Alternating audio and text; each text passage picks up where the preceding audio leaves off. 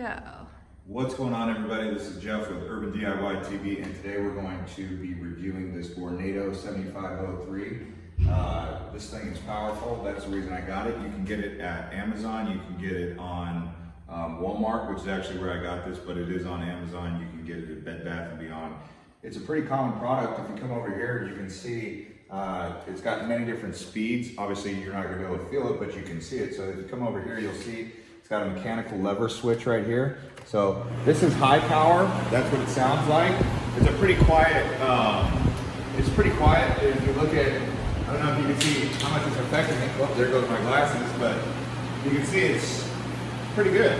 And then if I change the speed, it's a little bit more quiet, and it's not so powerful. And then if I just want a nice little air circulation and get a nice breeze in this garage, it works. I mean, I keep this thing on throughout a night, and in particular, if it's right in front of you, you'll really feel it.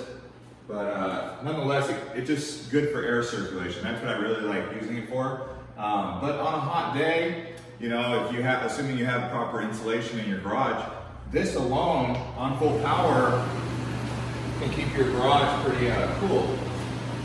So I'll just read to you some of these specs on this right here. Okay, so for this Vornado, it's the specifications for it. It does come with a 5-year warranty. I believe you have to purchase that aftermarket. I don't think it comes with it, but don't quote me on that.